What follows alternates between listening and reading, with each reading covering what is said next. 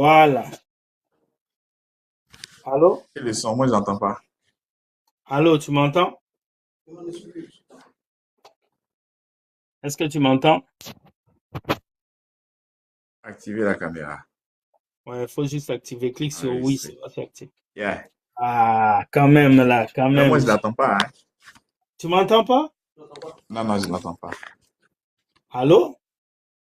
Allô? Allô? Allô, tu Ouais, je m'entends? t'entends maintenant. Ah, quand même là, j'allais commencer à me poser des questions. Hein. Commencer à me poser des questions. On va faire ces lives. Hein? Je te dis, Comment hein, ça va? le Seigneur est bon pour moi et toi-même. Ça va, hein? Je vois que ces temps-ci, tu as bombardé des messages. Hein? Terrible, hein? Et il y a eu un second là, je crois qu'il a prêché quand tu étais en Chine. Là. Il y a un Si, qui a si, prêché si, là. si. Ouh! Si, si. En Parce tout cas, uh-huh. dis-lui que Dieu puisse le bénir. Quoi. Amen, amen, amen, amen, amen, amen. C'est un bon Il a, frère. hmm, Il est dans le message. Il est à fond dedans. Il s'appelle Pasteur Gaël. il a touché là où moi j'aime. Il a Si, si, parlé si, si. vraiment des dons. Ouf, j'ai même partagé ça sur YouTube. C'était excellent. Vraiment, Si, si, si, non. si.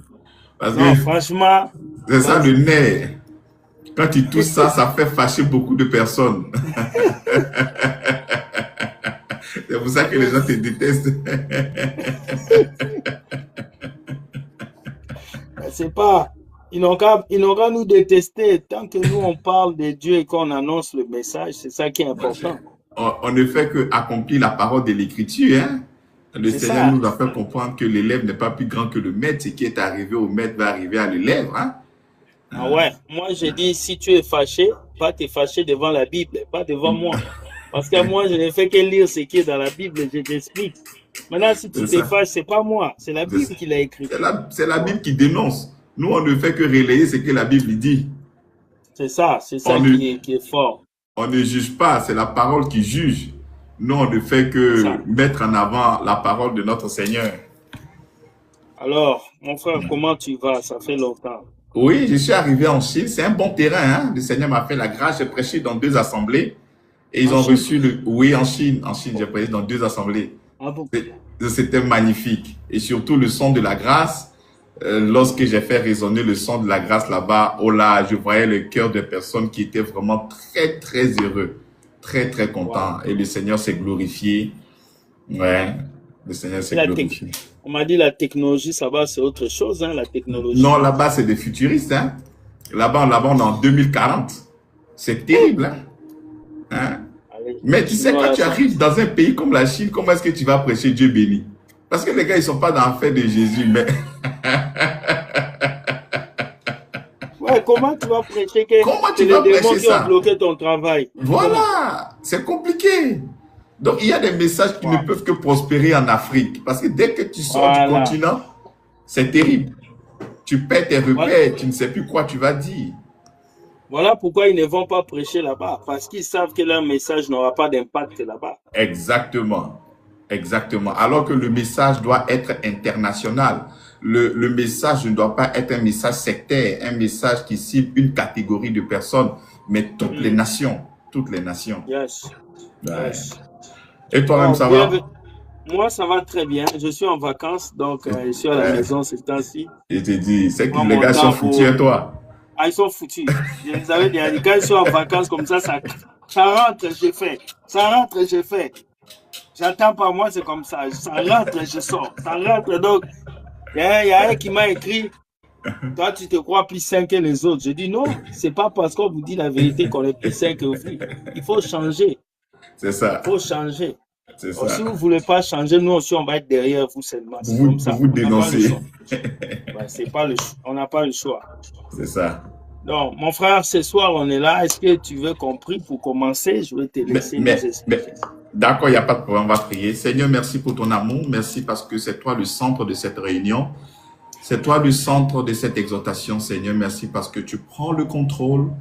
Tu es déjà en nous et c'est toi encore qui es le centre. Tu es au milieu de nous, Seigneur. Merci parce que tu vas fédérer toutes ces personnes autour de cette émission afin que tu puisses parler à tes enfants. Seigneur, édifie tes enfants apporte la clarté de la lumière, afin que l'on puisse te voir et te glorifier à jamais. Toi qui vis et règnes pour des siècles et des siècles. Amen. Amen. Amen. Mon frère, j'ai reçu beaucoup de questions concernant le blasphème contre le Saint-Esprit.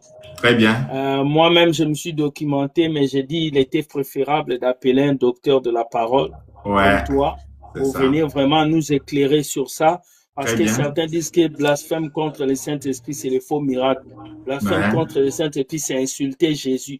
Mais explique-nous un peu, c'est quoi le blasphème contre le Saint-Esprit? Tu es libre d'aller avancer. On t'écoute. Donc, nous allons prendre déjà le livre de Matthieu. Parce que pour pouvoir mieux expliquer, on ne va pas seulement que lire les versets qui parlent du blasphème du Saint-Esprit, mais nous allons commencer à lire à partir du verset 22. Là, je suis en Matthieu chapitre 12, à partir du verset 22 au verset 32. Okay. Je lis la parole du Seigneur. Amen. Alors, on lui amena un démoniaque aveugle et muet, et il le guérit, de sorte que le muet parlait et voyait.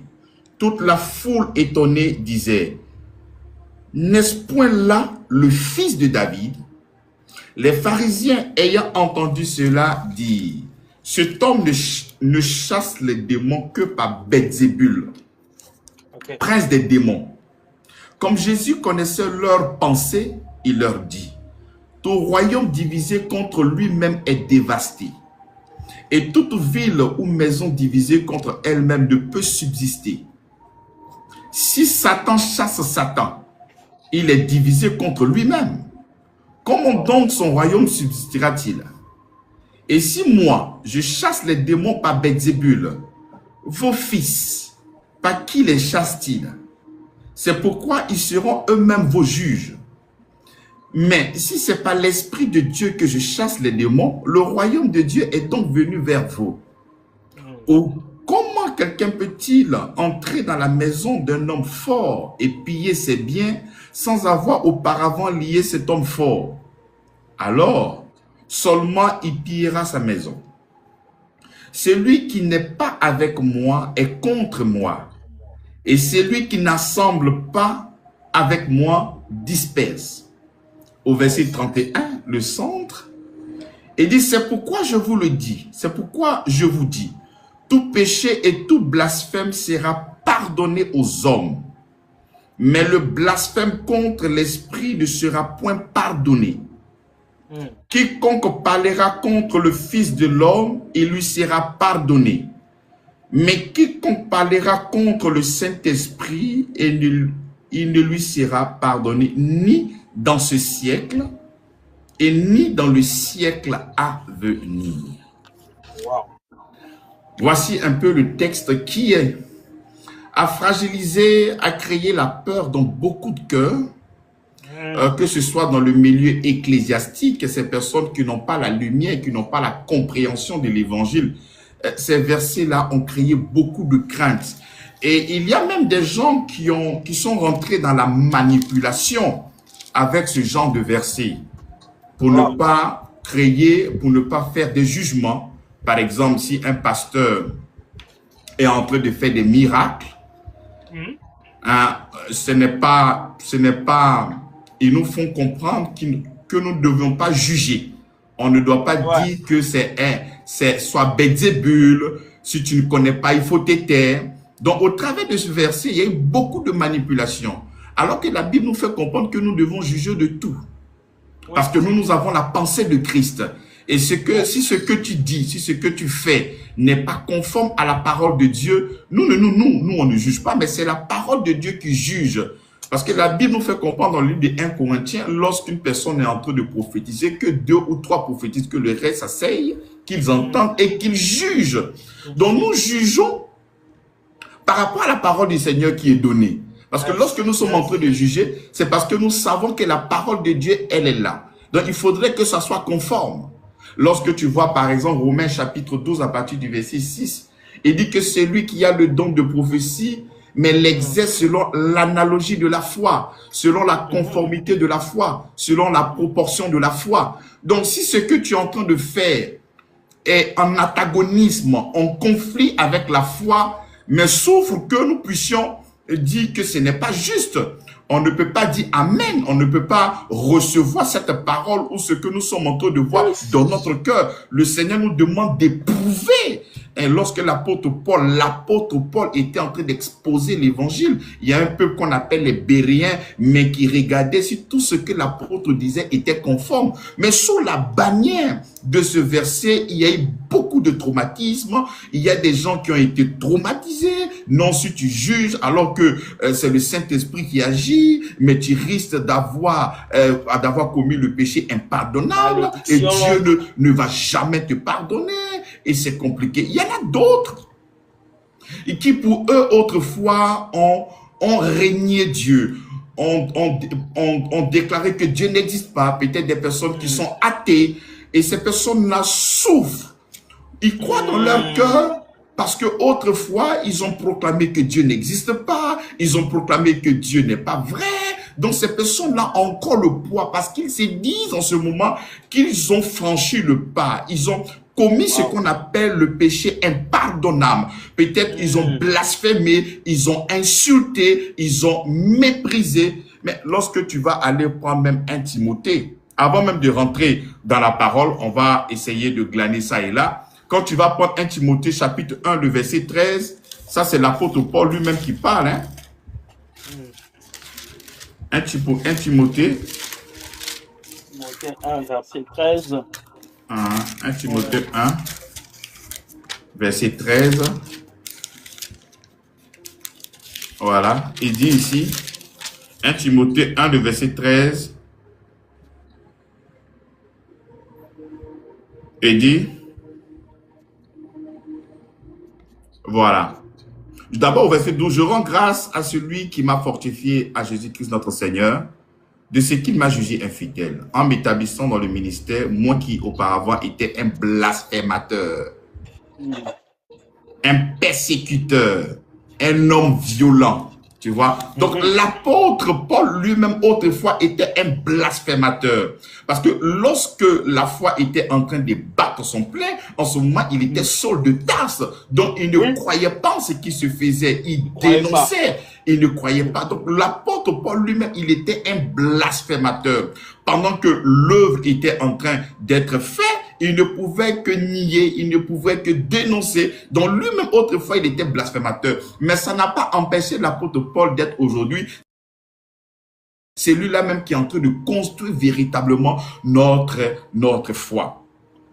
Il y a des personnes, par exemple, qui peut-être qui sont en prison, qui ont fait des péchés terribles. Soit peut-être ils ont violé, soit peut-être ils ont tué des gens. Et dans leur esprit, ils se disent qu'ils ont commis le péché impardonnable. Dieu ne peut jamais encore leur pardonner. C'est terminé pour eux. Et c'est comme ça qu'il y a beaucoup de personnes qui peuvent se plaire et se complaire dans cette précarité, dans ce banditisme, parce qu'ils se disent que c'est terminé, mais ils ont déjà commis le péché impardonnable, parce que tu ne seras pas pardonné dans ce siècle et dans le siècle à venir. Donc pourquoi essayer donc de changer? Parce que tout compte fait, c'est voué à l'échec. Et toutes ces choses-là, nous avons entendu des paroles ça et là, mais ce n'est pas soutenu par la parole de notre Seigneur Jésus-Christ. Lorsque nous commençons à lire Matthieu chapitre 12 à partir du verset 22, le contexte historique ici, c'est quoi? C'est notre Seigneur qui va apporter la guérison à qui? À quelqu'un qui était aveugle et quelqu'un qui était muet. Il ne voyait pas, il ne parlait pas. Et le Seigneur maintenant viendra pour opérer un miracle. Il opère le miracle, celui qui ne voyait pas commence à voir. Et celui qui ne pouvait pas parler commence à parler. C'est quelque chose d'extraordinaire.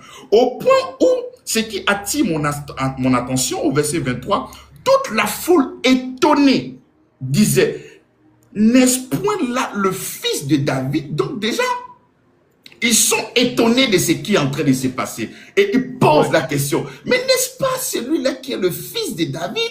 Donc ils sont en train d'assister à une chose qui dépasse l'entendement. C'est impressionnant. Mais comment est-ce que ce gars-là, le fils de David, mais on le connaît, mais comment est-ce qu'il a fait ça? Donc cette personne-là, c'est-à-dire, je peux ne pas t'aimer, c'est vrai. mais je ne peux pas nier ce que tu es en train de faire qui est visible et qui est palpable. Donc cette personne, elle déjà, ne croit pas au Seigneur Jésus-Christ. Ça, c'est ton droit. C'est ton droit. Tu n'es pas obligé de croire en moi. Tu n'es pas obligé de croire au Seigneur. Mais les faits sont têtus et les faits sont réels. Donc, eux, ils vont aller au-delà. Tu peux douter de notre Seigneur Jésus-Christ. Tu peux douter de ce travail formidable qu'il est venu faire sur la terre. Mais tu ne peux pas nier le miracle qui est en train de se passer devant toi. Au point où ils vont attribuer ce miracle, cette délivrance, parce que quelqu'un qui ne voyait pas, qui commence à voir, c'est une forme de salut qu'il vient de recevoir. Quelqu'un qui n'entendait pas et qui commence à entendre, c'est un salut que cette personne-là reçoit. Et ces personnes-là vont faire quoi? Certes, elles n'aiment pas le Seigneur Jésus, mais elles vont maintenant attribuer le miracle au diable, à Belzébul, en disant que cet homme ne chasse pas cet homme ne chasse les démons que par Belzébul. Donc, ils veulent attribuer le travail du Saint-Esprit à un démon. Ils veulent attribuer le travail de notre Seigneur. C'est-à-dire, c'est comme s'ils sont en train d'appeler la lumière ténèbres. Les ténèbres sont là. Mais toi, tu vois, les faits sont têtus. L'évidence est là. Mais toi, tu veux nous faire comprendre que cette lumière, en réalité, n'est pas une lumière, que cette lumière, mais en réalité, mais sont des ténèbres. Voici le véritable problème qui se trouve là-bas. C'est le Seigneur Jésus-Christ qui est en train d'opérer des miracles. Voici des personnes qui souffrent. Et il opère des miracles et ces personnes-là proclament que ces personnes-là sont en train de... Jésus est en train de faire ça par Belzébul. Et il rétorque en disant, comme Jésus connaissait leurs pensées, il a dit, tout royaume divisé contre lui-même est dévasté. Et toute ville ou maison divisée contre elle-même ne peut subsister.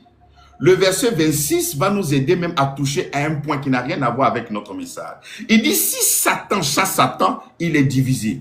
Donc, si par exemple, nous avons une assemblée qui n'est pas une assemblée du Seigneur, il faut savoir que tout ce qui est en train de se faire là-bas, il n'y a vraiment pas de délivrance. Parce que si c'est Satan qui est l'auteur de ce lieu de culte-là, même les formes de délivrance que tu vas voir, mais en réalité, n'est pas une délivrance. Parce que Satan ne peut pas chasser Satan. C'est juste une comédie orchestrée, une comédie orchestrée pour te créer encore des problèmes. Parce que tu vas sentir soit un soulagement, tu vas penser qu'il y a une délivrance qui est en train de venir, mais en réalité, il n'y a pas de délivrance. Parce que le Seigneur va établir une vérité ici qui traverse le temps et l'espace. Il dit, si Satan chasse Satan, il est divisé contre lui-même. Comment donc son royaume subsistera-t-il alors que son royaume subsiste? Donc ça veut dire, lorsque le diable est l'auteur d'une assemblée, lorsque le diable est l'auteur de quelque chose, il faut savoir que Satan ne va pas chasser Satan. Ce sont des compromis qu'ils vont faire entre eux. Et tu vas penser que cette personne est en train de te délivrer, mais ce n'est pas qu'elle est en train de te délivrer, non. C'est comme les mécaniciens qui sont en Afrique.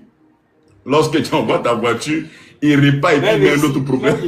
Même ici aussi, j'ai vécu ça. Il répare et il va mettre un autre problème. Donc tu vas, mais tu reviens bientôt. Tu reviens avec des difficultés. C'est ça. C'est comme ça que lorsque nous allons lire le livre de Luc, il dit, lorsque le démon sort dans un corps, et que ce corps-là n'est pas habité par la présence du Seigneur, mais il va chercher d'autres démons plus coriaces. Et la condition de cette personne-là devient comment? Mais devient pire. Donc le Seigneur ici nous explique quelque chose de fort que nous devons retenir. Donc si toi tu penses recevoir la délivrance dans un lieu de prière, dans un culte ou dans une église, il faut te rassurer que l'endroit où tu te trouves vient du Seigneur. Parce que si ça ne vient pas du Seigneur, le diable ne peut pas venir te délivrer. Non, le diable ne viendra que pour te créer des problèmes. Tu peux sentir un soulagement. Tu peux sentir une restauration, mais en réalité, ce n'est pas des restaurations. En réalité, ce n'est pas une paix. La véritable paix émane de notre Seigneur Jésus-Christ. La véritable paix émane de la grâce manifestée en Jésus-Christ. Donc, toute autre paix qui n'émane pas de l'œuvre de la croix n'est pas une paix, mais un pseudo-paix.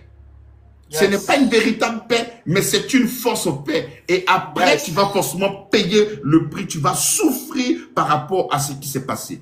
Et il continue au verset 27. Si moi je chasse les démons par Belzébul, vos fils, par qui les chassent-ils? C'est pourquoi ils seront eux-mêmes vos juges. Parce que le Seigneur n'a pas seulement, ce n'est pas lui ce qui a exercé le ministère, il a aussi communiqué la force, le pouvoir à ses disciples pour le faire. Il dit, mais si moi je le fais, mais vos frères, vos fils, ils le font avec quel nom? Parce que c'est moi qui leur ai donné le pouvoir, nous descendons. Ou comment quelqu'un peut-il entrer dans la maison d'un homme fort et piller ses biens sans avoir auparavant lié cet homme fort? Alors seulement, il pillera sa maison. Celui qui n'est pas avec moi est contre moi, et celui qui n'assemble pas avec moi disperse. C'est pourquoi je vous dis, tout péché et tout blasphème sera pardonné aux hommes. Il commence en disant, il dit, c'est pourquoi je vous dis, tout péché. Donc il n'y a aucun péché qui est impardonnable. Voici pourquoi il dit tout péché. Il n'a pas dit certains péchés. Il ne va pas catégoriser. Il dit tout péché et tout blasphème sera pardonné. En rapport avec 1 Timothée, chapitre 1, qui prouve que autrefois, Paul était un persécuteur. Il était un blasphémateur. Donc, le fait qu'il ait blasphémé n'a pas pu empêcher l'apôtre Paul d'être maintenant, après, serviteur du Seigneur Jésus-Christ. Donc, il dit, c'est pourquoi je vous dis, tout péché et tout blasphème sera pardonné aux hommes. Donc c'est lui qui est encore là en train de souffrir dans son esprit. Non, avec les péchés que j'ai faits, c'est sûr que je ne pourrai jamais être pardonné. C'est pas ce que la Bible dit. Mais là où il y a de la difficulté, viendra. Mais le blasphème contre l'esprit ne sera point pardonné. Mais pourquoi le blasphème contre l'esprit ne sera point pardonné? L'esprit vient pour nous délivrer. L'esprit, c'est la force du Seigneur. C'est la force du Seigneur afin de pouvoir délivrer, pour que nous puissions passer du monde des ténèbres à la lumière, pour que nous puissions passer de Satan mais à Christ. Maintenant, si le moyen par lequel nous devions passer des ténèbres à la lumière, tu dénonces, tu ne crois pas, tu crois que c'est le diable lui-même. Mais comment est-ce que cette puissance qui est censée te délivrer va te délivrer? Mais comment cette puissance qui est censée t'apporter la lumière va t'apporter la lumière? Mais comment cette puissance qui est prête à t'apporter la restauration va t'apporter la restauration? Si tu doutes d'elle-même, c'est comme les témoins de Jéhovah qui refusent la transfusion sanguine. Eux, ils refusent. Mais cette personne-là, si jamais elle est dans des problèmes et qu'il faut une transfusion sanguine pour cette personne-là, mais c'est qu'elle va mourir. Pourquoi? Parce que dans sa conception et dans son adoration, elle ne peut jamais accepter la transfusion sanguine. Donc, le moyen par lequel la puissance de Dieu pour la transformation de qui que ce soit, pour la guérison de qui que ce soit, comme cette personne qui était aveugle, comme cette personne qui n'entendait pas, mais c'est le Saint-Esprit qui est à l'œuvre. Donc le Saint-Esprit est en train d'œuvrer. Et toi tu doutes, et toi tu ne crois pas, et tu veux attribuer cette chose-là au diable. En fait, tu es en train de dire que cette chose-là est malsaine. Tu es en train de dire que cette chose-là n'est pas correcte. Mais comment est-ce que tu pourras être aidé? C'est comme moi, avant d'être pasteur, j'avais une vie autrefois. Tu peux douter de ma personne, parce que l'image que tu as de moi, c'est l'image peut-être de quelqu'un qui était en boîte de nuit. Il n'y a aucun problème. C'est l'image de quelqu'un peut-être autrefois qui cherchait peut-être les femmes. C'est l'image de quelqu'un autrefois peut-être qui était dans les cabarets. Oui, tu peux douter de ma personne. Il n'y a aucun problème. Mais la puissance transformatrice de l'évangile que je suis en train de véhiculer n'émane pas de moi, mais de la puissance du Saint-Esprit qui est en train d'agir. Et la puissance du Saint-Esprit qui est en train d'agir, c'est pour l'humanité tout entière. C'est pour toi aussi qui est en train d'assister. C'est pour toi aussi qui est en train de douter de la personne du serviteur que je suis. Tu peux douter de ma personne, mais tu ne peux pas douter du travail que le Saint-Esprit est en train d'opérer au travers de la vie de son serviteur. Parce que si tu doutes, du travail et que tu refuses, que tu dénonces, mais comment est-ce que toi tu seras sauvé? Donc en réalité, blasphémer contre le Saint-Esprit, c'est de ne pas croire, c'est de ne pas admettre la solution que le Saint-Esprit veut t'en donner. Donc c'est un refus permanent, c'est un refus permanent, un refus. Je ne crois pas et je continue à ne pas croire jusqu'à ce que je puisse quitter ce monde. Et lorsque tu ne croiras pas à l'œuvre du Saint-Esprit pour ta délivrance, mais c'est comme ça aussi que tu ne pourras pas être sauvé dans cette génération et même dans l'éternité.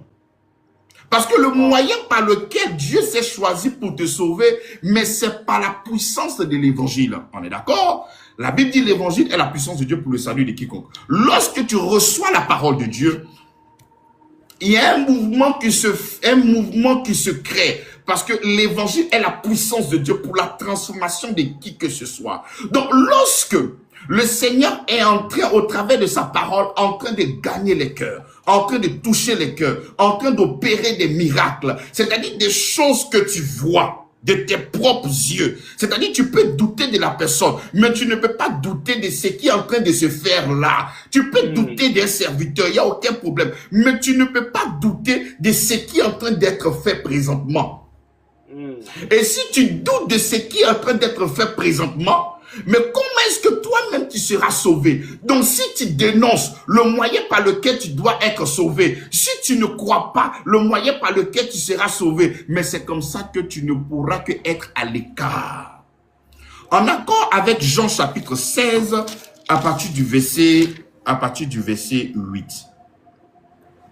Il dit, et quand il sera venu, il convaincra le monde en ce qui concerne le péché, la justice et le jugement. Au verset 9, en ce qui concerne le péché, parce qu'il ne croit pas en moi. Donc le péché qui est impardonnable, le péché qui fera que toi tu vas rater l'enlèvement, le péché qui fera que tu ne seras pas dans la félicité avec le Seigneur, c'est le fait de ne pas croire au Seigneur, enfin, de ne pas croire en l'œuvre salvatrice de notre Seigneur Jésus-Christ, en la puissance du Saint-Esprit qui vient pour te transformer, pour que tu puisses passer de ce monde des ténèbres à son admirable lumière. Parce que le moyen par lequel nous devenons enfants de Dieu, c'est par le Saint-Esprit en nous. La Bible dit, celui qui n'a pas le Saint-Esprit, il ne lui appartient pas. Donc le moyen par lequel toi, tu dois entrer dans le royaume des cieux, le moyen par lequel tu dois entrer, tu dois avoir accès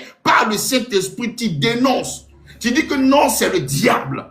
Même quand tu vois des vies qui sont transformées, même quand tu vois des vies qui sont touchées, même quand tu vois des miracles, tu vas attribuer ces miracles-là à Satan. En dénonçant. C'est comme quelqu'un qui peut-être qui n'a pas encore accepté le Seigneur Jésus-Christ. Tu peux douter des hommes, tu peux douter de plusieurs religions. Ça, c'est ton problème. Mais nier que cette personne autrefois qui était peut-être malhonnête, une personne qui était séparée de Dieu, une personne qui n'était pas en Christ, mais le travail du Saint-Esprit a fait que cette personne est devenue ce qu'elle est. Mais toi, tu doutes. Toi, tu ne crois pas. Et tu dis que non, ça, ce n'est pas le Saint-Esprit. Le Saint-Esprit ne peut pas faire ça. Le Saint-Esprit ne peut pas transformer des vies. Le Saint-Esprit ne peut pas te donner l'éternité. Le Saint-Esprit ne peut rien faire. Mais le fait de dénoncer le Saint-Esprit, le fait de ne pas croire qu'en Jésus-Christ, nous avons le pardon des péchés, le fait de ne pas croire qu'en Jésus-Christ, nous sommes totalement pardonnés. Mais qu'est-ce qui nous reste donc si ce n'est que un châtiment éternel? En accord avec Hébreux chapitre 10, le verset 26. Il dit quoi? Il dit, car si nous péchons volontairement, après avoir reçu la connaissance de la vérité, il ne reste plus de sacrifice pour les péchés. Je reprends. Il dit, car si nous péchons volontairement, après avoir reçu la connaissance de la vérité, il ne reste plus de sacrifice pour les péchés, mais une attente terrible du jugement et l'ardeur d'un feu qui dévore les rebelles. Plusieurs personnes se sont appuyées sur ce verset pour déclarer que le salut se perd. Mais ces personnes n'ont pas réellement compris qu'est-ce que Hébreu était en train de nous dire. Il dit, car si nous péchons volontairement, mais quel est donc ce péché volontaire? Est-ce que c'est mentir? je dois partir au marché, j'ai dit que non, je ne vais pas au marché, que je vais en France. Est-ce que c'est ce péché-là qui va t'amener en enfer? Non. Mais quel est ce péché volontaire? Il dit, après avoir reçu la connaissance de la vérité, lorsque tu as compris, lorsque tu réalises qu'en Christ, ils sont pardonnés. En Christ, on est pardonné. On t'a exposé l'évangile. On t'a montré l'œuvre du Saint-Esprit. L'œuvre qui transforme des vies. Le Saint-Esprit qui transforme des vies. Après l'avoir accepté, lorsque tu reçois la connaissance là, et que tu dis que moi, je ne crois pas en Jésus-Christ, mais qu'est-ce qui reste pour toi? Rien. Parce que le moyen par lequel tu dois être pardonné, ce n'est pas par le sang d'un bouc. Ce n'est pas en offrant, en offrant de l'argent à une église, mais c'est par le sang de Jésus-Christ. La Bible dit, c'est ce sang-là que Dieu a destiné pour le pardon des péchés. Donc, si toi, tu refuses le moyen que Dieu s'est choisi pour le pardon de tes péchés, mais qu'est-ce qui te reste si ce n'est que une attente terrible du jugement et l'ardeur d'un feu qui dévorera les rebelles. Donc, c'est un refus permanent. Ce n'est pas une parole aujourd'hui étant dépressif. Oh Dieu c'est un menteur, Dieu c'est faux, Dieu n'existe pas. Non, ce ne sont pas ces paroles-là qui sont des paroles le blasphème du Saint-Esprit et tu ne pourras plus jamais être pardonné. Paul l'a fait. Paul ne croyait pas en Jésus. Et mieux, il cherchait à tuer les gens. Ils ont dénoncé. Il y avait des gens autrefois qui étaient des athées. Mais si tu demeures dans cette conscience permanente jusqu'à ce que tu meurs en train de dénoncer, en ne pas croire en l'œuvre de la croix, mais c'est comme ça que tu ne pourras que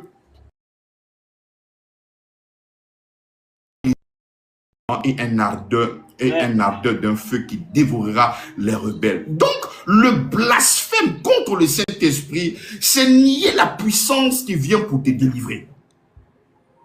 C'est de ne pas croire en cette puissance qui vient pour te restaurer, qui vient pour te justifier, qui vient pour te sanctifier, qui vient pour t'introduire dans le royaume du Fils de son amour. Parce que si je dénonce et que je ne crois pas, mais qu'est-ce qui reste pour moi? Qu'est-ce qui reste? Hein? Comment est-ce qu'on saura que cet homme sert Dieu réellement? Les œuvres qu'il a fait, c'est réel, et c'est que cet homme sert Dieu sataniquement. Très bien. Alors, le Seigneur, il est cohérent, et la Bible, c'est une architecture terrible. Pour reconnaître un enfant de Dieu, ce n'est pas les miracles.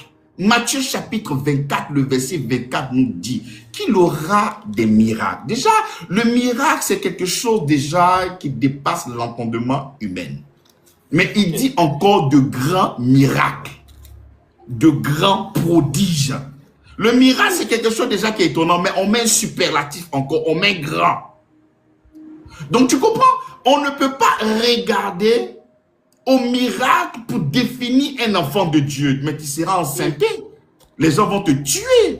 La Bible nous fait comprendre lorsque les gens seront en train de s'aimer les uns les autres. Pourquoi? Parce que la seule chose que le diable ne peut pas faire, c'est aimer. Le diable peut faire beaucoup de miracles, il peut faire des choses étonnantes. La Bible déclare qu'il se déguise en l'ange de lumière. Il peut faire des choses étonnantes. Donc, on ne peut pas regarder à ce genre de choses-là pour déclarer que celui-là est un enfant de Dieu. Tu ne peux pas regarder à une assemblée parce que les gens sont en train de tomber comme des poulets, assurément, c'est une église où il y a l'onction. Non, tu ne peux pas avoir ce genre de réflexe-là, c'est bas. Non. Pour identifier un serviteur du Seigneur, c'est par rapport déjà à l'amour qu'il va véhiculer. Ça, c'est un. Et le message qu'il serait en train de véhiculer, est-ce que ce message-là est conforme à la parole? Mais l'apôtre Paul a fait des miracles extraordinaires. Mais les Béréens ne sont pas laissés impressionnés par ce qu'ils ont vu ou par ce qu'ils ont entendu. La Bible déclare qu'il examinait si tout ce que l'apôtre disait était conforme à la parole de Dieu.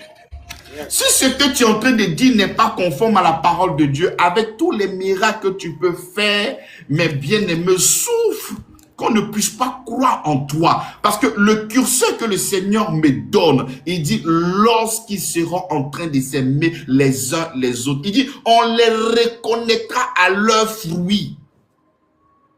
Parce qu'un bon arbre ne pourra que te donner le meilleur. Il va te donner du bon fruit. Maintenant, si toi, tu veux regarder des choses, mais ils vont te tromper. Parce que tout ce qui est comme miracle, le diable le fait. Et la Bible en parle. Ce qui me plaît avec la Bible n'a pas honte de dire que même le faux fera des choses, même. Mais si ça pouvait séduire même les élus, mais peut-être les élus allaient tomber. Mais heureusement, les élus ne pourront pas être séduits. Mais ça sera quelque chose de fort et d'impressionnant. Donc, je ne peux pas regarder au miracle pour définir que celui-là est un enfant de Dieu. Jamais de la vie. Mais je pourrais regarder à la profondeur de l'amour et de l'enseignement que cette personne sera véhiculée. Que cette personne sera en train de véhiculer. La Bible dit, celui qui m'aime garde ma parole. Mais un faux prédicateur ne peut pas garder la parole du Seigneur. My God. Il ne peut jamais, il ne pourra que tordre, il ne pourra que dire autre chose, mais il ne peut pas fonder son enseignement sur la Bible. Il a peur même d'ouvrir la Bible. Il peut avoir beaucoup de bouquins, il peut avoir beaucoup de choses, mais il ne peut pas venir annoncer la parole. Parce que la Bible dit que la parole est esprit et vie. Si tu communiques la parole de Dieu, tu vas communiquer la vie, tu vas communiquer l'esprit, tu vas communiquer Dieu dans le cœur des gens et les vies seront transformées. Et si nous ne voulons pas que les vies soient transformées, parce que la Bible dit, l'évangile est la puissance de Dieu pour le salut de quiconque croit. Quiconque croit. Donc si moi je suis le diable, je suis informé que c'est l'évangile qui est la puissance de Dieu. Donc si je suis le diable, mais je peux tout faire sauf le moyen par lequel les gens seront délivrés. Donc je vais parler de tout sauf de l'évangile. Je peux parler du développement personnel. Il ne faut pas que ta femme va te dominer. Il faut parler à la terre pour que la terre relâche des bénédictions. Je te vois en haut. Dieu veut faire de toi. Dieu veut t'envoyer en haut. Dieu veut t'envoyer à Paris. Le Seigneur veut faire des choses graves pour toi. Ce sont des choses comme ça qui ne peuvent qu'attirer des esprits faibles. Oh là là. Ce sont des choses comme ça qui peuvent attirer des gens qui ont loupé leur vie. Des personnes qui passent leur temps à accuser. Donc c'est comme ça qu'on prend pour pouvoir attirer les gens. Mais ça, c'est pas ça le christianisme. C'est pas ça la vérité de l'évangile. La vérité de l'évangile n'a rien à voir avec ça. La vérité de l'évangile nous expose comment Dieu déclare une personne juste. La vérité de l'évangile nous expose la filiation que nous avons avec Dieu par Christ. La vérité de l'évangile vient nous exposer combien de fois nous avons été réconciliés avec Dieu par Christ.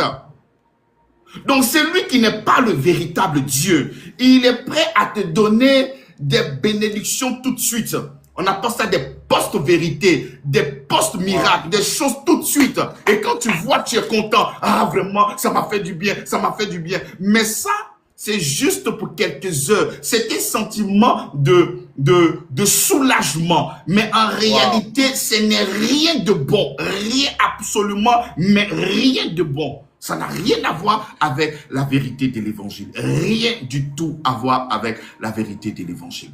Donc, pour répondre à la question, le blasphème contre le Saint-Esprit, c'est une activité, c'est un refus permanent de l'œuvre de notre Seigneur Jésus-Christ. Dieu, il a travaillé en tant que Père. Jésus est venu en tant que Fils pour mourir pour nous. On peut douter, on peut ne pas avoir le discernement pour savoir que le Seigneur est venu. On peut douter, il n'y a pas de problème. Mais le Saint-Esprit par lequel nous sommes transformés, si tu doutes de cette puissance-là, mais qu'est-ce qui te reste? Parce que tout ce que nous sommes en train de faire, nous ne le faisons pas par nous-mêmes, nous le faisons par le Saint-Esprit. C'est le Saint-Esprit qui nous rend capables d'être ses témoins. Il dit que vous recevrez une puissance pour que vous soyez mes témoins. Donc lorsque nous sommes en train de témoigner, c'est la puissance du Saint-Esprit qui est en mouvement. Et si pendant que le Saint-Esprit est en train de toucher les cœurs, transformer les cœurs, convaincre en ce qui concerne le péché, pour que tu puisses vraiment accepter le Seigneur et que toi, tu vois la vie des gens en train d'être transformés. Et toi, tu es un aigri et tu ne veux toujours pas admettre ce que le Seigneur est en train de faire au travers de l'Esprit et que tu doutes, Mais qu'est-ce qui te reste pour être sauvé? Wow. Qu'est-ce qui te reste pour être sauvé? Qu'est-ce qui te reste pour être sauvé? C'est comme, il y a un ami d'enfance, il dit franchement, si je doutais de Dieu, mais tu viens défier tout pronostic. Parce que je te connaissais et te vois aujourd'hui en train de parler de Jésus pendant 2 heures, 3 heures. Ta conversion vient de crier de mon cœur que Dieu existe. Donc, par le Saint-Esprit, il y a un témoignage qui est rentré dans son cœur. Donc, normalement, ce témoignage-là doit le pousser à faire quoi? Mais accepter le Seigneur Jésus-Christ. Parce qu'il y a une puissance qui est derrière. Mais si après ça, il refuse, alors qu'il admet qu'il y a une transformation qui est faite, mais qu'est-ce qui reste pour lui? Wow. Qu'est-ce qui reste pour lui? En réalité, c'est ça le blasphème contre le Saint-Esprit. Ce n'est pas le fait d'insulter Dieu dans tes temps de dépression. Ce n'est pas le fait d'avoir calomnié Dieu. Ce n'est pas le fait d'avoir menti. Ce n'est pas le fait d'avoir péché. Ce n'est pas le fait de faire tout ce qui est comme bébé. Non, le sang de Jésus-Christ a la capacité de nettoyer tous les péchés qui puissent exister.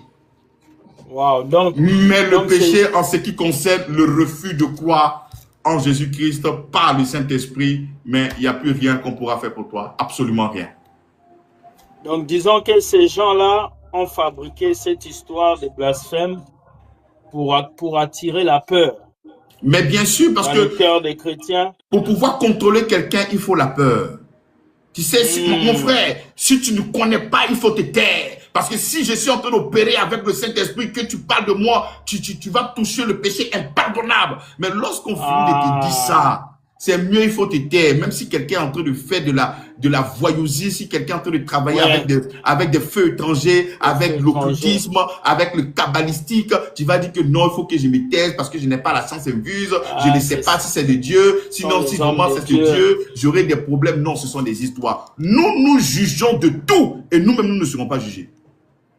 Wow. On juge de tout au travers de la parole. Wow. Pas au travers de la parole.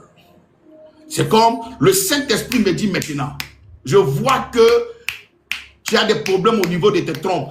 Mais il faut que moi-même je puisse t'oindre. Je vais oindre. Mais il faut que je mette ça sur moi et puis je vais oindre tes entrailles. Ah, je vois. Bon, le gars, il veut sortir avec la sœur. Mais il fabrique. Pasteur, tu es un menteur. C'est tout. Il fabrique le mot sur ça pour essayer de dominer. Voilà.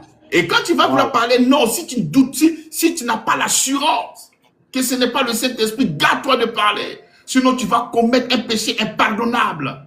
Okay. Non, non. Lorsque l'Église a commencé, Paul a traité que la foi, elle était fausse.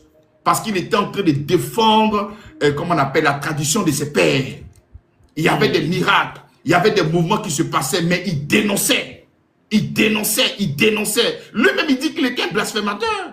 Donc, si lui-même, dans la même Bible, il dit qu'il était blasphémateur, et ce même Paul-là est devenu un enfant de Dieu, donc quelle est cette parole que toi, tu as déclarée qui va t'empêcher à devenir un enfant de Dieu si tu crois?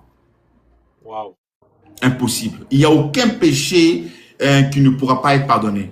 Et il faut savoir qu'il y a des choses qui sont faites avant la croix et il y a des choses qui sont faites après la croix. Lorsque nous sommes dans les évangiles synoptiques, nous sommes avant la croix. Après la croix, il faut que nous puissions croire au Seigneur Jésus-Christ. Si tu ne crois pas au Seigneur Jésus-Christ, on ne peut plus rien faire pour toi. Donc nous pouvons résumer en disant le blasphème contre le Saint-Esprit, c'est une activité permanente de refuser, de continuer à refuser jusqu'à ce que tu quittes le monde. Si tu as refusé jusqu'à 100 ans, que tu es encore vivant, à 101 ans, si tu as accepté, tu es sauvé. Wow. Donc disons que nous devons comprendre que c'est quelque chose de permanent. C'est pas quelque chose de maintenant, c'est quelque chose de permanent. Donc, c'est pas maintenant, c'est pas parce que tu as douté contre quelque chose que tu as blasphémé, mais c'est parce que tu es resté constamment dans cette histoire, malgré que tu connais la vérité. Okay. Parce que la Bible dit, celui qui ne croit pas est déjà condamné. Donc, qu'est-ce qui condamne? C'est le fait de ne pas croire. Jean chapitre 16, le verset 8, il dit que lorsqu'il viendra, il convaincra ce qui concerne le péché. Et le péché, c'est quoi? Parce qu'ils n'ont pas cru. Ce qui conduit une personne en enfer, c'est parce que la personne ne croit pas en Jésus-Christ. Wow, wow, wow, wow. Sinon, tout ce qui est comme faute, Christ l'a déjà effacé à la croix de Golgotha. Il a déjà pardonné nos péchés à la croix de Golgotha. Il a ôté. Maintenant, ce qui fait que les gens ne sont pas encore sauvés, par exemple, je peux choquer encore des gens. Même le sorcier qui cherche présentement à te tuer, son péché est déjà pardonné.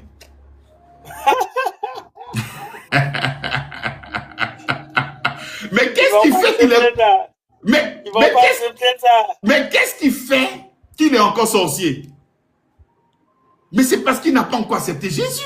Mais sinon, son péché est déjà pardonné. Mais regardez, on prend 1 Jean chapitre 2. Ah, c'est trop fort. 1 Jean chapitre 2, le verset 1er. Mes petits enfants, je vous écris ces choses afin que vous ne péchiez point. Et si quelqu'un a péché, nous avons un avocat au lui-même une victime expiatoire pour nos péchés.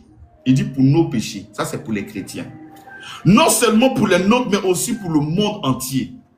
Jésus-Christ à la croix, il n'a pas pardonné le péché seulement que des chrétiens. Il a pardonné le péché de l'humanité. Ah, c'est trop fort. Mais si tu ne crois pas, c'est comme ça. C'est comme un village que quelqu'un vient électrifier. Et il faut maintenant appuyer sur le contact pour que la lumière soit chez toi. Et c'est la foi. Dès que tu acceptes le Seigneur Jésus-Christ, la lumière entre chez toi. Sinon, Christ a déjà pardonné. Sinon, s'il n'avait pas fait, si moi je suis un sorcier que je dois accepter, il faut que Jésus-Christ vienne mourir aussi pour moi. Ah ouais.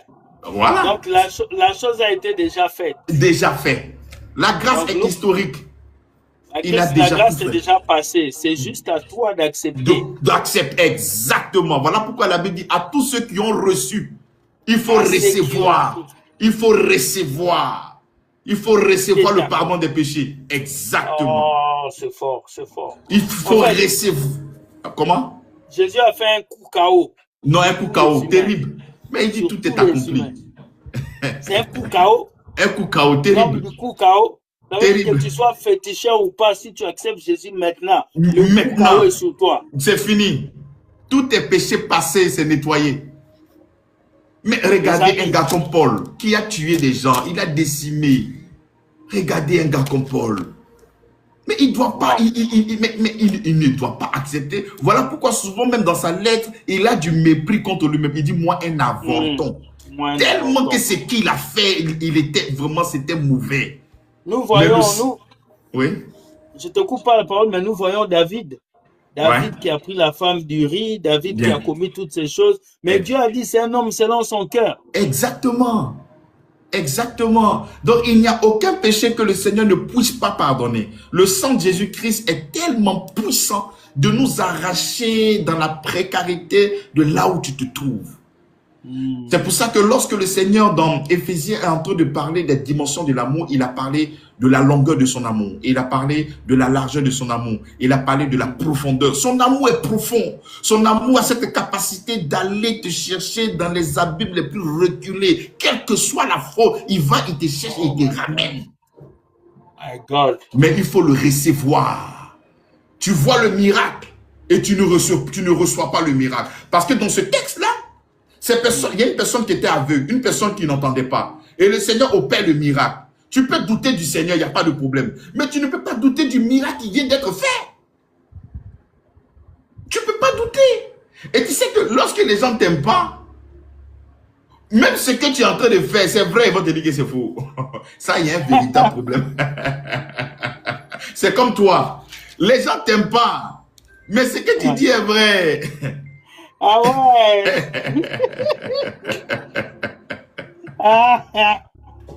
C'est trop fort ce soir. Les gens ne t'aiment pas. Ils savent que ce que tu dis c'est vrai, mais ils vont dire c'est faux. Mais tu déranges. On ne peut pas te donner la main d'association. Non, c'est difficile. Voilà. Donc les gens là se sont rébellés. C'est un cœur qui est endurci.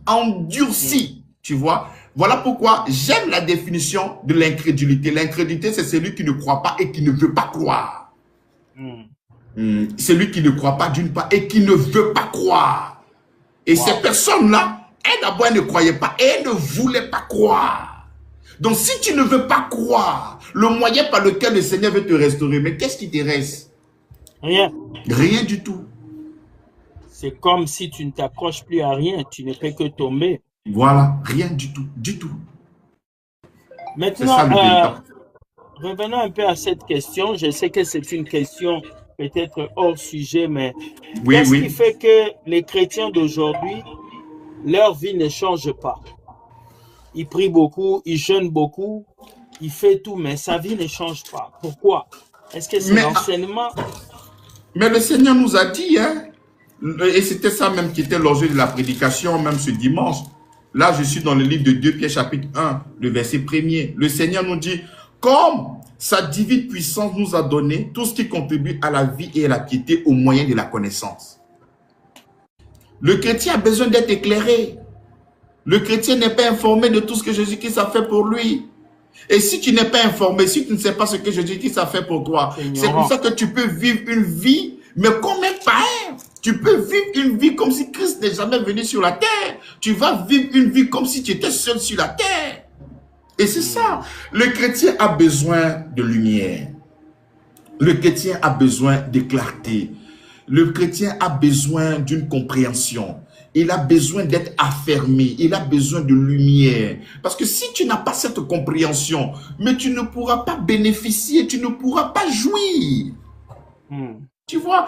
Et c'est comme, j'ai un stylo dans ma main, hein, et puis j'oublie que le stylo est dans ma main et je commence à chercher le stylo. Mais je ne vais pas voir.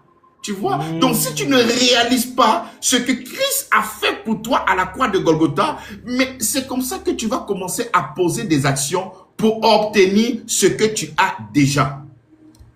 Oh, donc là, ça nous parle de l'identité alors. Exactement, mais parce que ils ont des crises identitaires. Regarde, lorsque tu vas aller dans des églises où il y avait vraiment des difficultés, l'apôtre Paul, j'aime sa structure. Quand il arrive dans une église, là où il y a beaucoup de problèmes, mais qu'est-ce qu'il va commencer en disant? Ne savez-vous pas? Donc nous comprenons que c'est un problème de conscience. Ne savez-vous pas? Ne savez-vous? Sachez donc. Tu vois? Donc, si ces personnes... Voilà pourquoi les prédicateurs que nous sommes là, nous venons pour exposer la vérité de l'évangile. Nous venons pour... nous venons pour révéler. J'aime comme l'apôtre Paul le dit. Il dit, lorsque le Saint-Esprit vient, il vient pour nous révéler tout ce que Dieu nous a donné. Que tout ce que Dieu nous a donné. Pas tout ce que Dieu va nous donner, mais tout ce que Dieu nous a donné. Mais si toi, tu ne réalises pas ce que Dieu nous a donné et que tu dois maintenant poser des actions afin de pouvoir recevoir, mais c'est comme ça que tu es perdu. Tu vois, écoute, le diable n'a jamais changé. Hein? C'est un gars qui est fidèle à sa procédure. Il trouve Adam et Ève dans le jardin. Et qu'est-ce qu'il dit? Il dit, si tu manges de cet arbre, tu seras comme Dieu. Alors qu'ils étaient déjà Dieu sur la terre. Donc, le diable a cette capacité de créer le manque dans ton cœur. Il crée le manque. Alors que tu as la chose. Voilà. Maintenant que tu as accepté le Seigneur Jésus-Christ, il faut que maintenant tu brises les liens. Il vient de créer un manque dans ton cœur. Et quand tu crées le manque maintenant, toi, tu vas maintenant vouloir briser afin d'être délivré alors que tu es déjà délivré. Donc, c'est comme si tu venais... Voilà. Et c'est ce qui s'est passé en Adam. Et c'est ce qui s'est passé dans le jardin d'Éden. Il dit, si tu manges, tu vas devenir comme Dieu. Alors qu'ils étaient déjà Dieu sur cette terre. Donc, il crée le manque. Et c'est comme ça qu'il dit, elle a vu que l'arbre était bon à manger et à ouvrir l'intelligence. Donc, le diable crée un manque. Pendant que je suis en train de voir, tu sais qu'il y a un marché qui est en train de venir dans ta vie. Mais le marché là, il y a quelque chose qui bloque là. Hein? Tu dois poser une action. Donc, je viens de créer un manque. Et quand tu poses l'action maintenant, c'est là maintenant que la chose va venir. Tu vois? Alors que la chose était là depuis. La chose est déjà là. C'est comme toi, tu viens de la Chine, la technologie, là, les gens ont des voitures. Mais on va dire à quelqu'un, je sens une voiture dans ta vie. Alors qu'il y a des pays où tout le monde a une voiture. Donc, tu crées le manque à cause de la situation sociale. Voilà. Non, pour donner un exemple encore plus intéressant, j'ai donné un jour lors d'une prédication. C'est comme si tu es marié et puis on te demande de poser une action pour que ta femme devienne ta femme.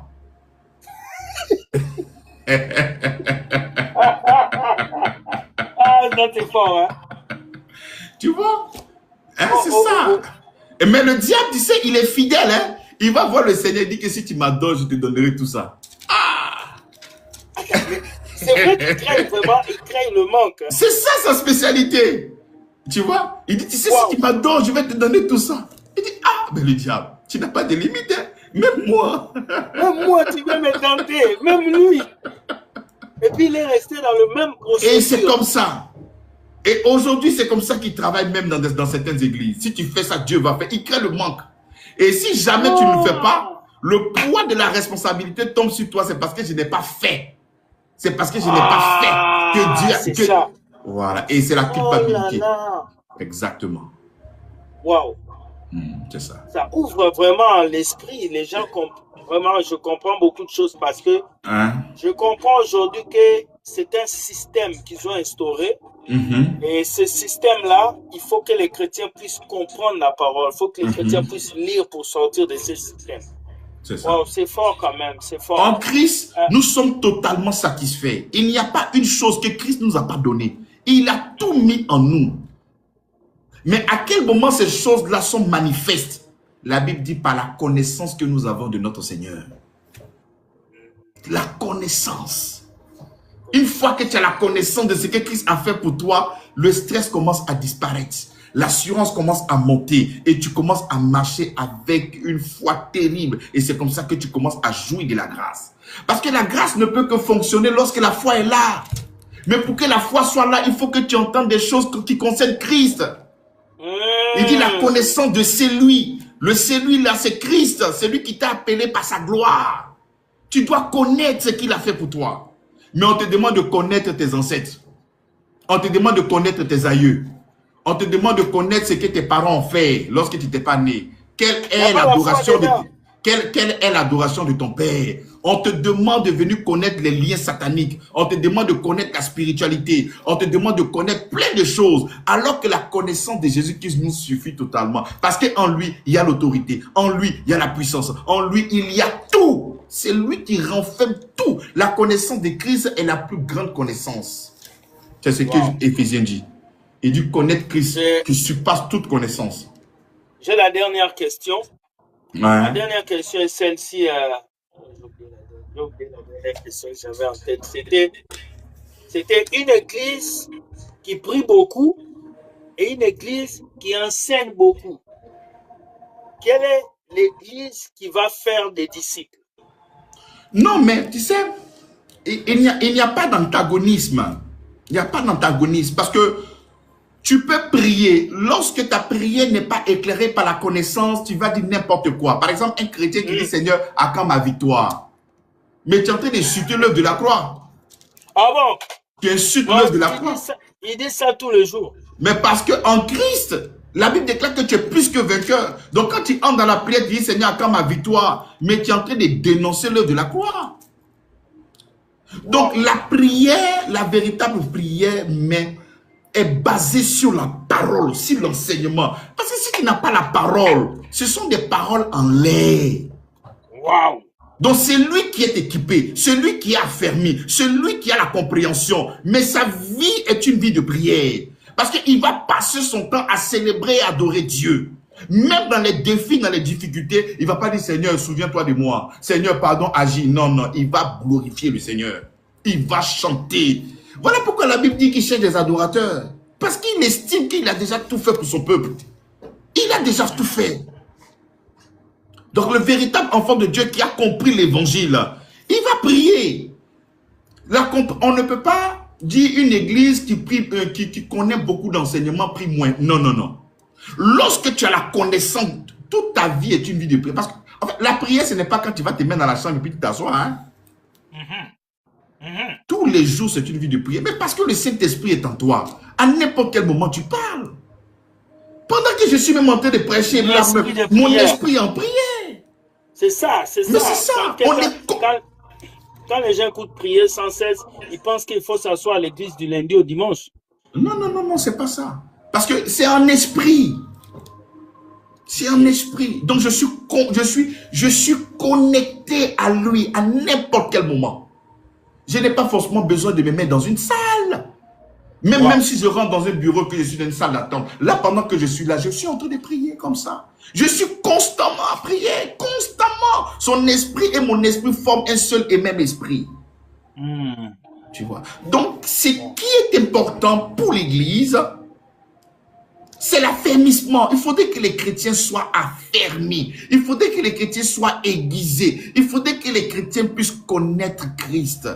J'aime ce que le Seigneur Jésus-Christ a fait. Il était en train de marcher avec ses disciples. Et arrivé un moment, il met une pause. Et il regarde. Et dit, d'autres dites que je suis ça. D'autres disent que je suis Élie. Et vous, que pensez-vous de moi?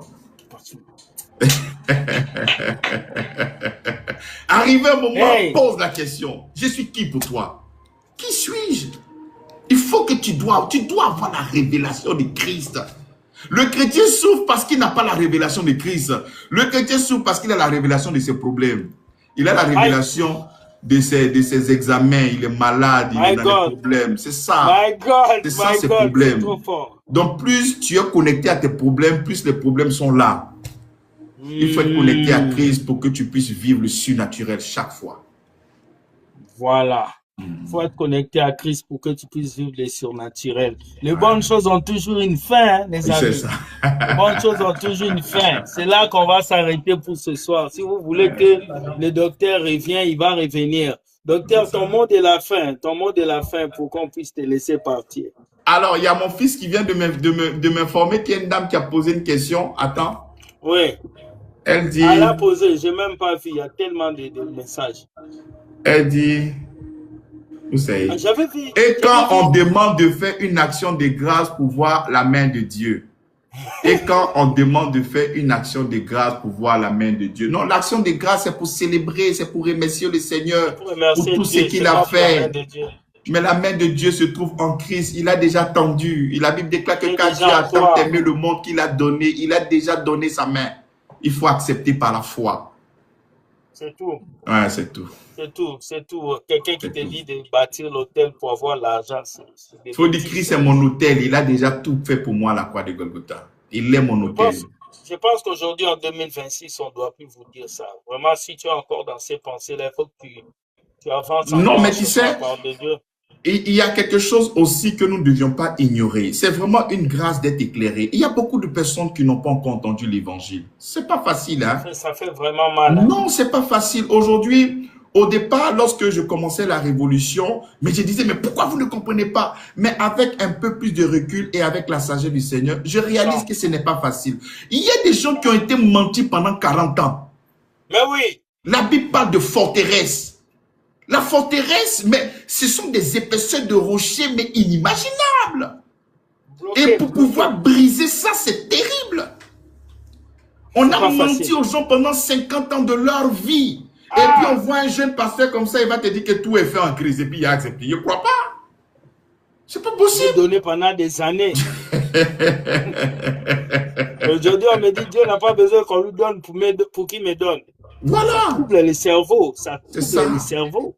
C'est pour ça que nous continuons. L'apôtre Paul dit, je ne me lasse point de vous écrire ces mêmes choses. Car pour vous, cela est salutaire. Parce qu'il sait. Parce que le mensonge, les gens, il y a des fidèles même qui ne sont pas d'accord avec notre prédication. Pas des pasteurs, des fidèles. C'est triste. Comment on est arrivé jusque-là? Comment on a laissé ces choses entrer en nous? C'est ça.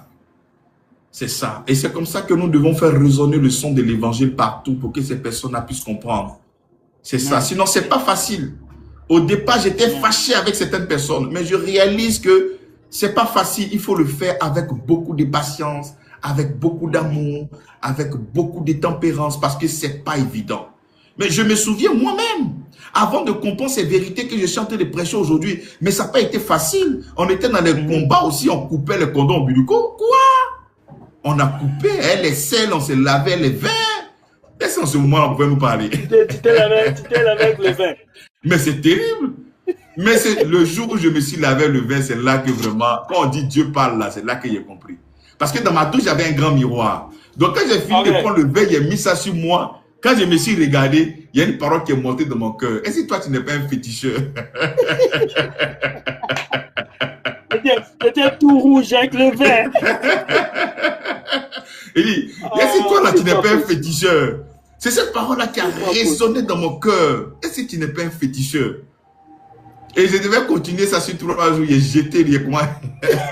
Tu as coupé l'affaire. Il a Tu as coupé ça l'affaire. sur le chemin. Mais attends, du vin rouge. Mais ça ressemble à du sang sur toi. Mais ça fait peur. C'est pas possible. Non, on a fait des choses. On a fait des choses. Ah oui, ah oui, ah oui. On est quitté loin et le Seigneur nous a fait grâce. Il nous a fait grâce. C'est pour ça que nous annonçons l'évangile avec beaucoup de patience. C'est pas facile, hein? Moi, je payais ma protection. Chaque vendredi, je payais ma protection avec un prophète. Chaque vendredi, il avait droit à 50 ou 100 000. Tu vois? Et j'étais à l'aise, je partais en boîte, il y a quelqu'un qui priait pour moi, je le décalais. Donc, quand tu me dis c'est faux, je dis non, toi, tu es un menteur. Tu es l'ennemi de ma réussite. Tu vois? Et puis, les affaires marchent en ce moment-là. Donc, je me dis que, tu vois, c'est le prophète là qui est en train de tout faire pour moi. Tu vois? Donc, le problème, souvent, il y a des résultats. Non pas que ça provient d'eux, mais le fait que tes affaires marchent naturellement, tu vas attribuer toutes ces choses-là, mais au gars là. Et quand c'est comme ça, c'est difficile. Il se donne les épaules, il se dit c'est ça, exactement, exactement.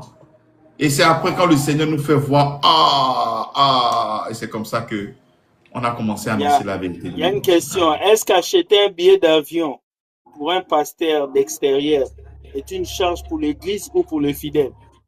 Oh non, tu sais, il ne faut pas aller dans ce sens-là. C'est comme... C'est une question.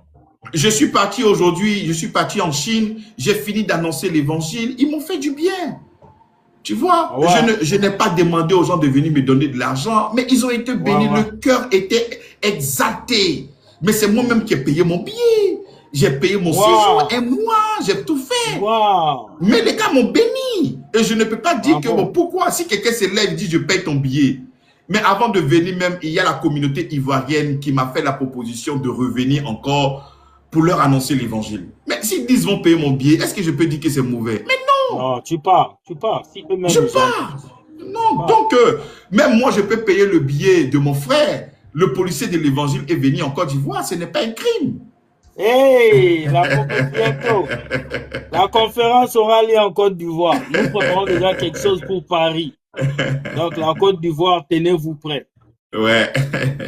Ça va aller, ça va aller. Moi, c'est ici que je...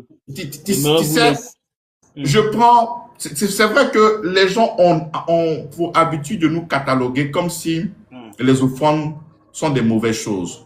Regarde, quand tu prends le livre de Matthieu, les disciples se sont levés, pas des soldats. C'est des soldats qui sont allés voir. Ils ont donné une grosse somme d'argent pour qu'ils puissent dire que Jésus-Christ n'est pas ressuscité, que les soldats sont venus le voler de nuit. Donc, si les gens étaient capables de donner l'argent pour étouffer l'évangile, mais ça veut dire que nous qui avons accepté Jésus aussi, qui avons les moyens, on peut aussi donner les moyens, mais pour promouvoir Christ. Yes. Mais nous sommes contre, il faut donner pour que Dieu puisse faire. C'est ça que nous sommes contre. Ça, c'en est contre. Sinon, on peut donner avec amour. Oui, donner avec amour. Donner même au-delà. Aller en acte. Il y a des gens qui vendaient les parcelles et qui venaient donner tout à l'église. On n'est pas contre ça, mais on est contre la manipulation. C'est ça. C'est ça. Donc, moi, c'est ici. Ton mot de la fin. Je ne sais pas bien, tu vas encore rester, c'est à toi. Hein, je te dis. Non, il n'y a pas de problème. Comme j'ai fait la prière d'entrée, tu as fait la prière de sortie. Ok. Père, je prie pour mon frère, mon docteur Avi. Bénis-le. Merci pour la parole qu'il nous a apportée ce soir. Amen. Je prie que tu puisses le bénir, que tu bénisses son entourage, que tu l'amènes encore plus loin. Seigneur, que tu puisses lui donner encore plus d'inspiration et qu'il puisse chaque fois, Seigneur, nous revenir avec une parole de gloire. Merci, Seigneur, de nous avoir mis ensemble afin que nous travaillions pour ton royaume. Garde-le, bénis sa famille et bénis tout ce qu'il va toucher. Éloigne les mauvaises personnes à côté de lui. Mets autour de lui que de bonnes personnes qui viendront pour son bien, pour le bien de sa famille. Protège son église et protège tout ce qu'il a. Au nom de Jésus-Christ. Amen. Amen. Amen. Je suis très content. Donc, je suis à disposition à chaque fois que tu auras... je serai là. La dernière fois, mes enfants disaient, mais papa, tu dois voir ton frère, le policier, là, parce qu'on a des émissions, on a besoin encore de la visibilité. Moi, je suis là. Moi, si tu m'envoies juste une journée, Moi-même, D'accord. j'aime quand les gens me disent, je vais passer tel jour. On C'est crée ça. le plateau C'est et ça. puis tu passes. Tu C'est vois, on peut ça. faire ça vendredi, par exemple. On peut revenir vendredi ou C'est lundi. C'est à ça. toi de C'est voir. ça. Il n'y a pas de problème. C'est Allez. compris. Je Allez. salue l'autre pasteur là, hein, l'autre là. Oui. Oui, Gaël. Il s'appelle Gaël Aïma. Ah, le pasteur Gaël soit béni. Si j'arrive en Côte d'Ivoire là-bas, il doit m'expliquer la Il parole te et dit. m'asseoir. Sois béni. Amen. Merci Amen. beaucoup. Allez, Allez. ok. Yes.